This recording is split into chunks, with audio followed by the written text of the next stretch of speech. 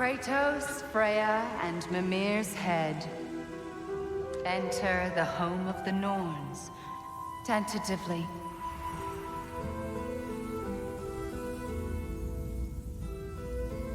They have finally reached their destination. Kratos speaks first. I seek my son.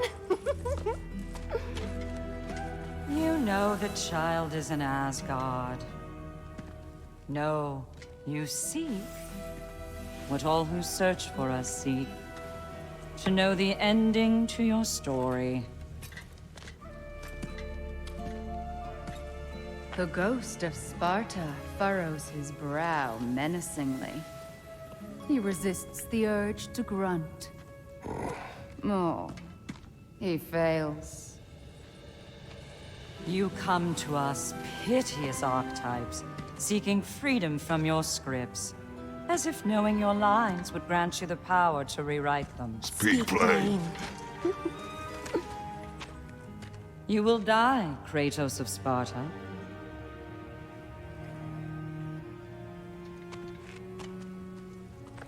But you called him the Destroyer of Fate. There must be a way to subvert destiny. There is no destiny, Puck.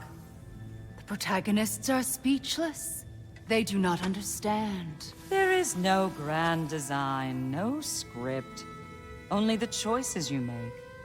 That your choices are so predictable merely make us seem prescient. When my son was born, shut up!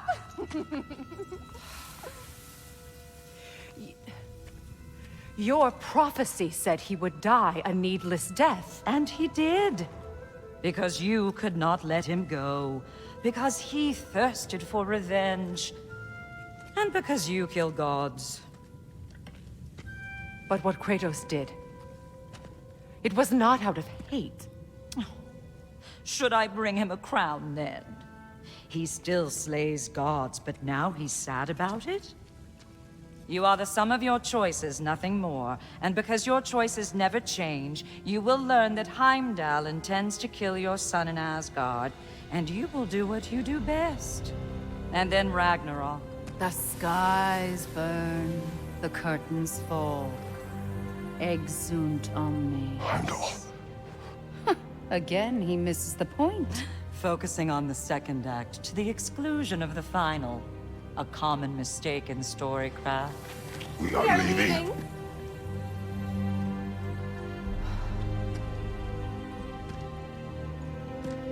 He stomps away, followed closely by Freya. I enjoyed your story, Kratos. Pity it has to end so soon.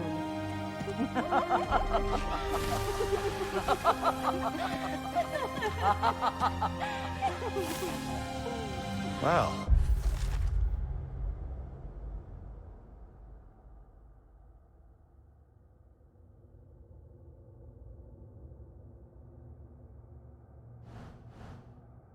That was educational.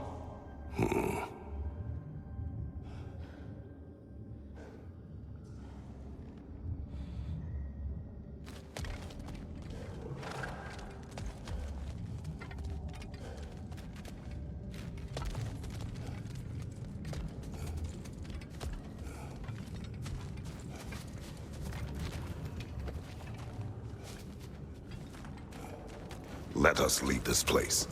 Happily.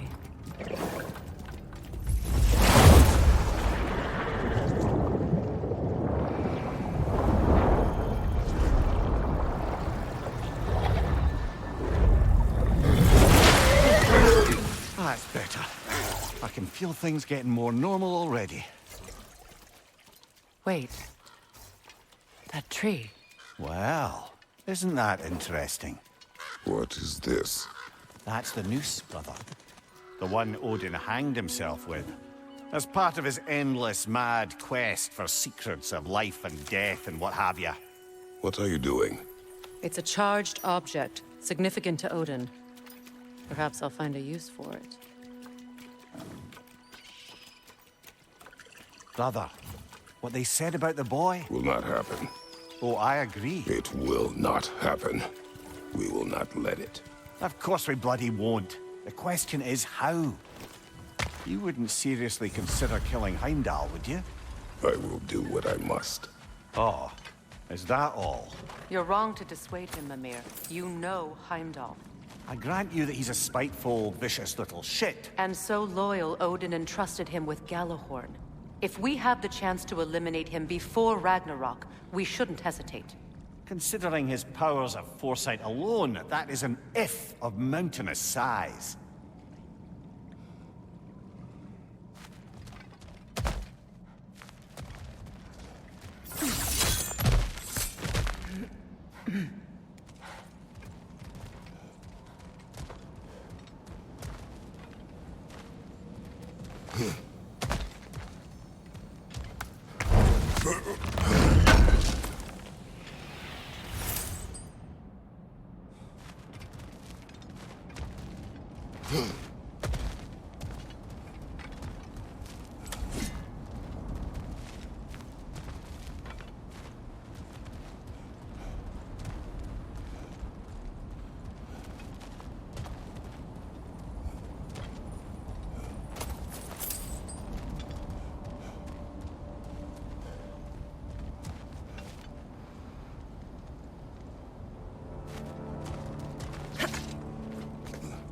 Even supposing we're all perfectly comfortable plotting an assassination, and I, for one, am a mite rusty at that measure, reach Heimdall, and know way to kill him if we did.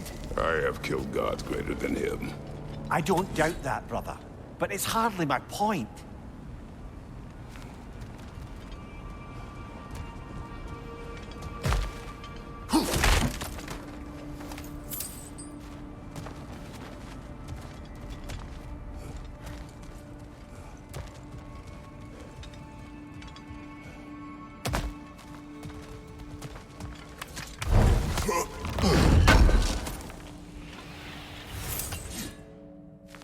Kratos, I see something.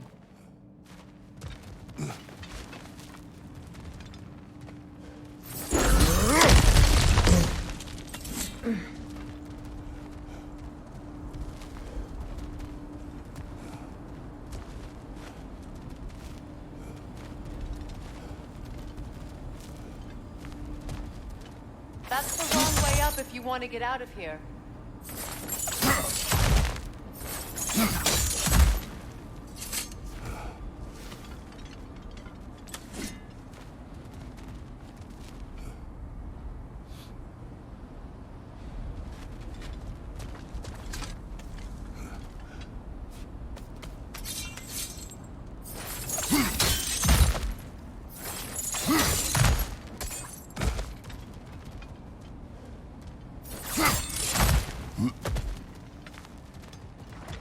Look, I think we're missing the Norn's message here. We've all got our tendencies, and yours is to run headlong into danger to protect the ones you love. I do not intend to change. Not about that. Why should you? Apparently my tendency is to kill the ones I love. Freya, I don't need you to comfort me. Either of you. Their accusation was cruel. None of us believe... The truth can be a cruel thing. Anyone care to argue with that? no. But Baldur's fate had many causes. Prophecy among them. How do you mean, brother? There are many tales in my homeland of those who fulfilled prophecy by attempting to avoid it. So it was when Freya tried to protect Baldur. And so it was when I accused my son of going to Asgard. Then we agree. It'd be foolish to go after Heimdall. No. If Heimdall must die for Atreus to live, then Heimdall must die. How can you say that, knowing what you know?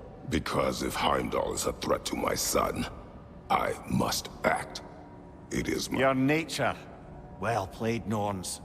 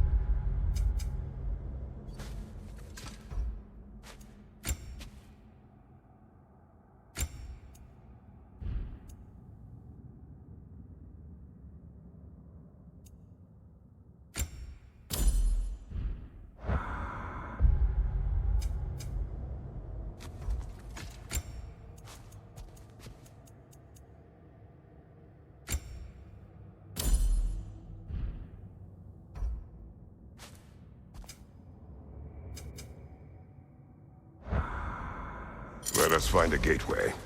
Return home. Consider our plans.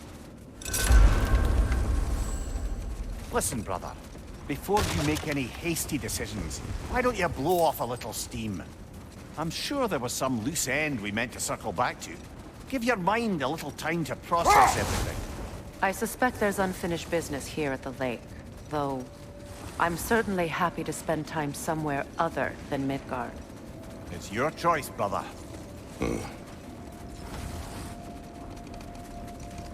Is that a frozen lightning bolt? My fight with Thor ended there. That's where you landed. No wonder there's bits of Tyr's statue all over the lake.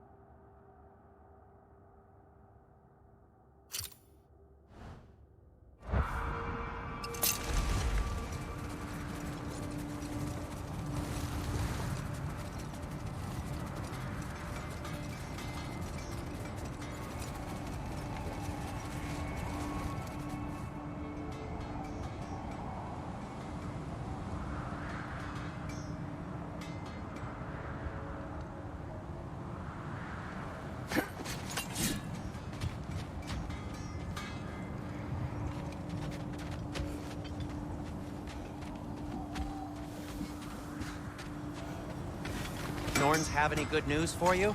No. Ah, maybe buying something expensive will take your mind off it?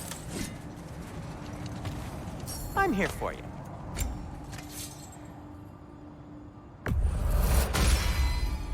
Always a joy to work on these.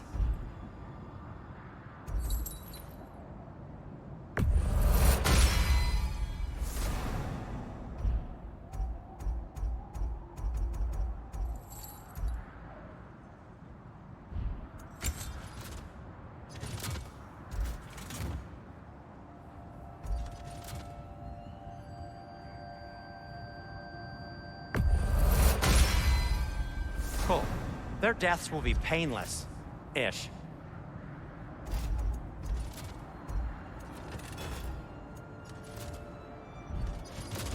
Anything for Freya?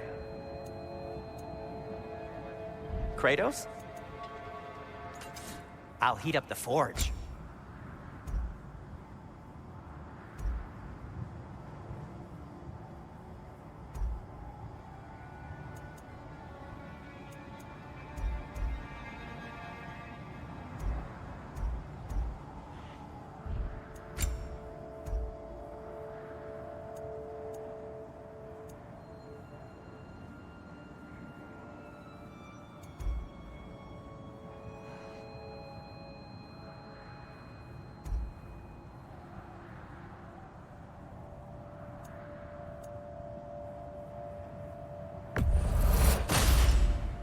A good fit.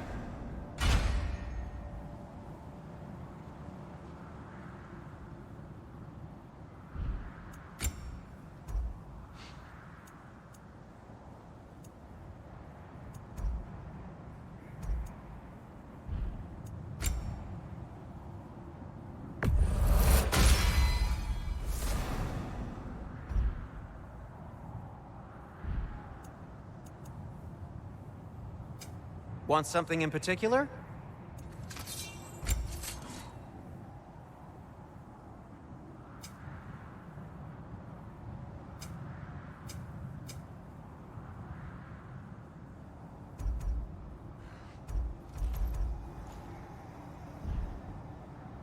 Now, just because you've got new armor doesn't mean you should let yourself get knocked around more. Very well.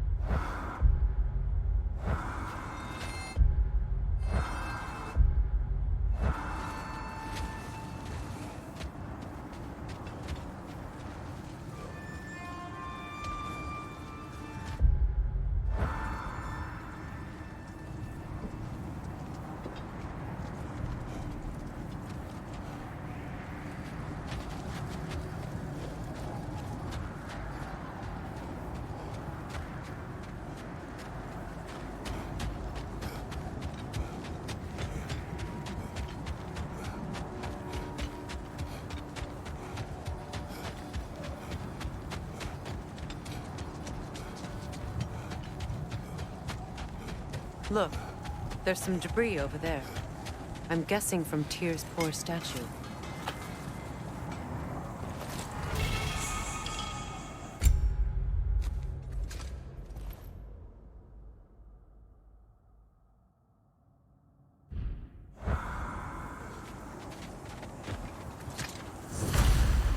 Defend the peace. I remember the Jotnar crafting these bracers for Tyr's statue. They chose only their most talented and accomplished to do the...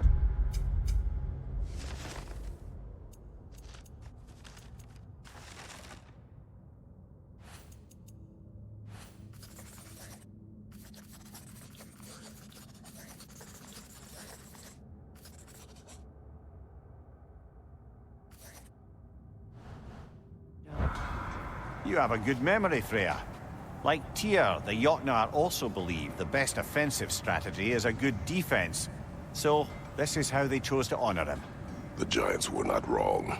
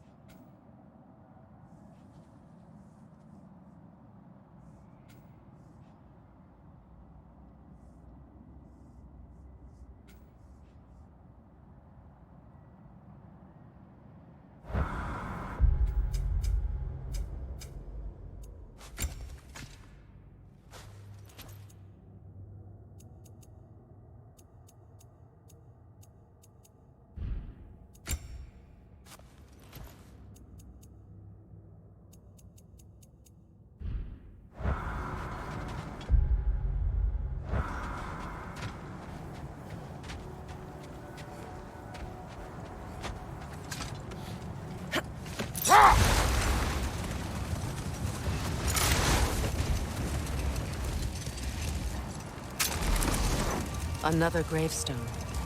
But this one's intact. Aye, and with a keyhole tailor-made for the hilt we found. I was afraid of that.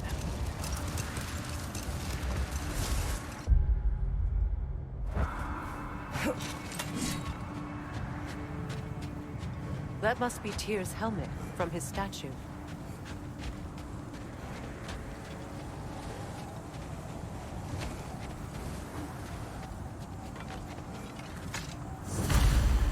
Win minds, not wars. Tyr understood the greatest fight of them all was the battle for people's hearts and minds. Too bad. Tyr has no interest in doing either these days.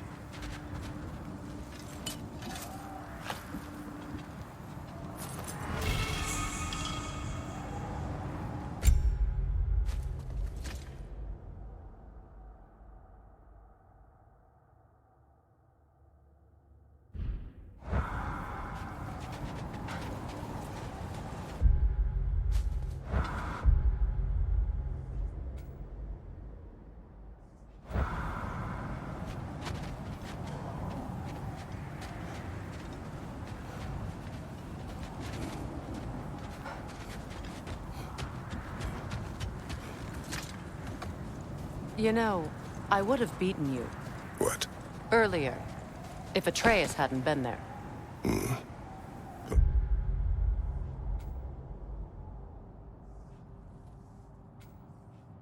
Perhaps. We could go again, find out for certain. I would rather not. I'll bet you wouldn't.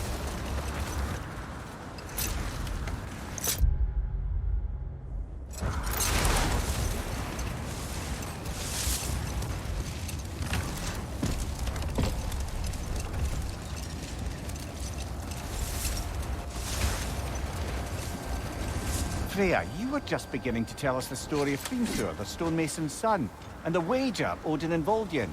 Yes. All right. Another time. We must focus.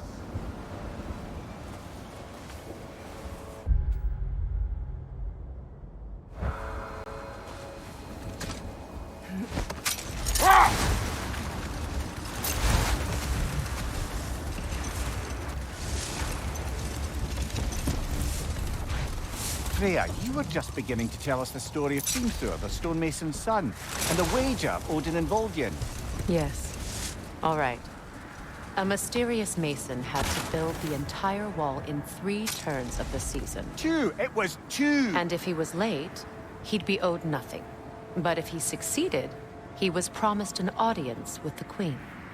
Or so I learned one day when Odin burst into our bedchambers, raging and half drunk before noon, telling me to get dressed and go see what the mason wants. So, off I went, not knowing what had truly been promised or expected. Dagger stashed in my robe for emergency. And this mason, this giant in disguise. His name was Hrimthur. He just smiled to see me. And as you said, he whispered in my ear. He said the Aesir had killed his father, and he needed to know that one day they'd burn for it. I pointed out I was Aesir now too, technically. He gave me a look, as if he somehow knew better, and continued. He said he'd built in a structural flaw behind the Asgard Realm Tower. I knew it! How do we make use of it? We don't. He said Surtur would know what to do. And if Surtur's approaching Asgard's wall... Then it is already Ragnarok. Aye, blast it. I hoped it might have given us another way.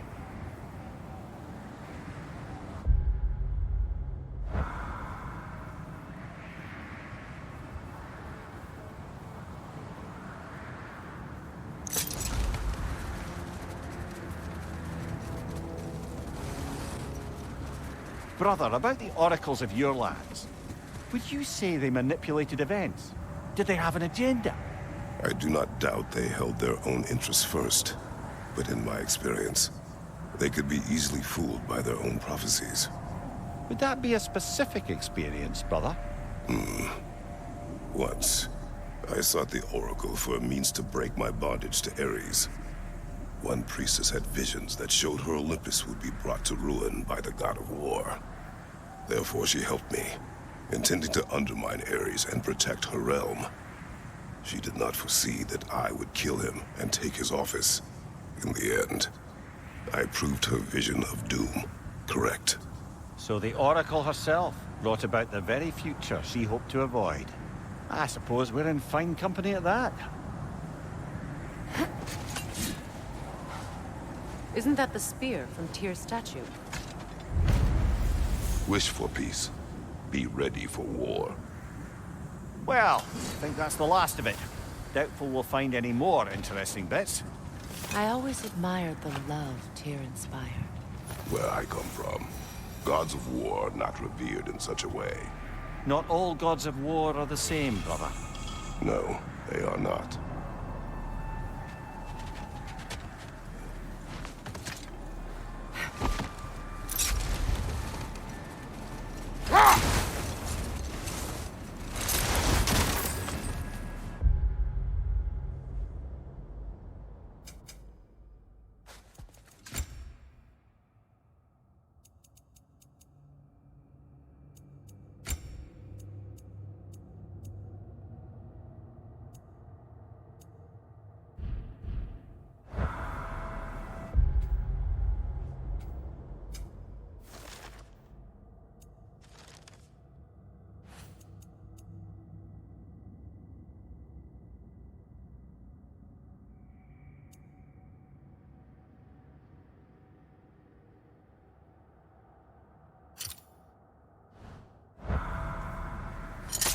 Freya, something your brother said. The Aesir burned him. Yes. We weren't yet at war, but relations with the Vanir and Aesir had been hostile for ages. Hold! I hear something large.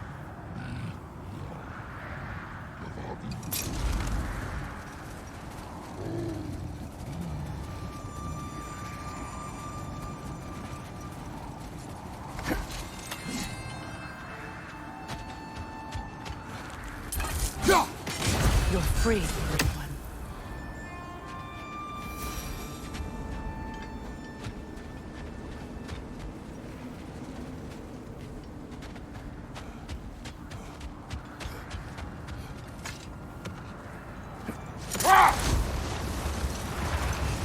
Freya, how did your brother come to be burned by the Aesir? Well, Freyr got it into his head that he could improve relations by sharing our magic with them. Vanir techniques for bountiful harvests, enough to feed their whole population. Getting set on fire was the thanks he got. It's true. The Aesir were too undisciplined and impatient for the subtlety of Vanir spellcraft. So when things went wrong, they blamed their teacher. So Freya was a guest. when Odin burned him?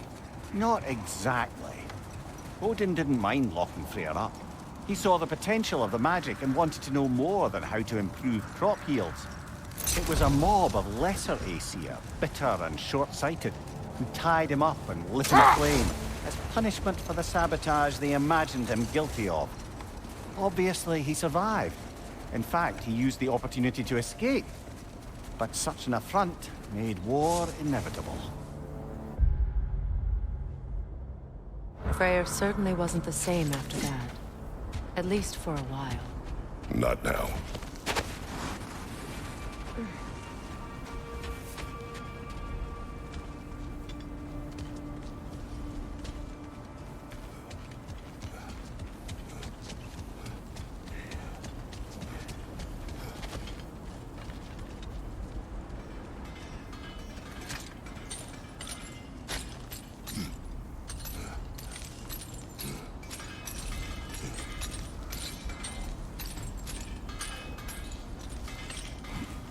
What's that outpost?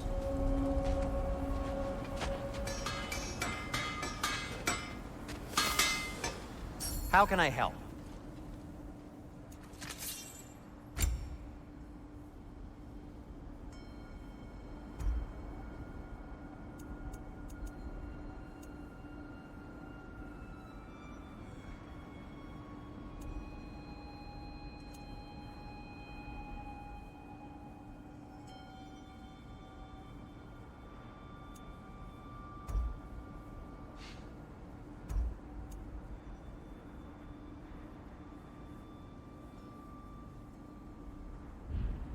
Just checking in on me?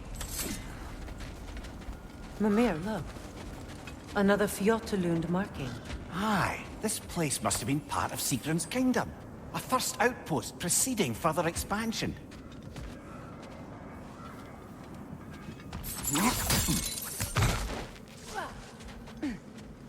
Another crane.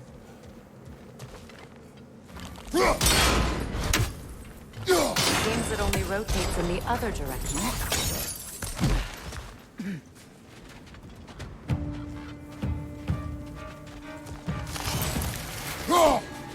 The Alpha!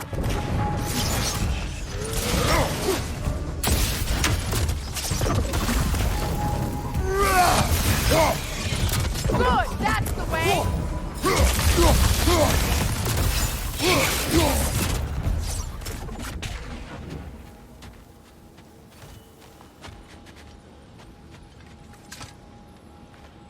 This mentions a spell that puts trolls to sleep, and a magic relic that acts as a sort of counterspell.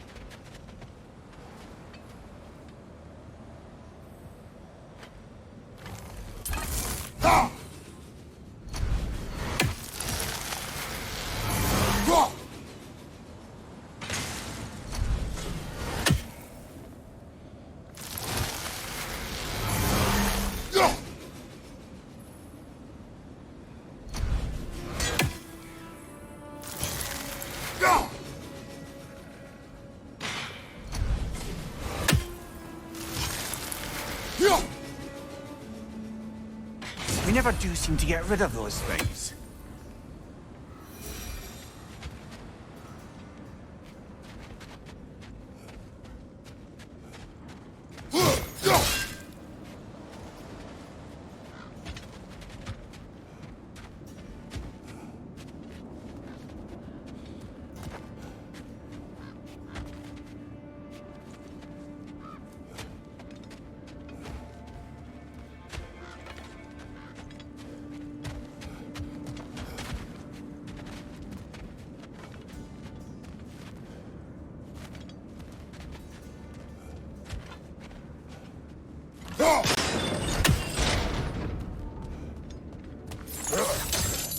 Sad to see Sigrun's homeland in such a terrible state.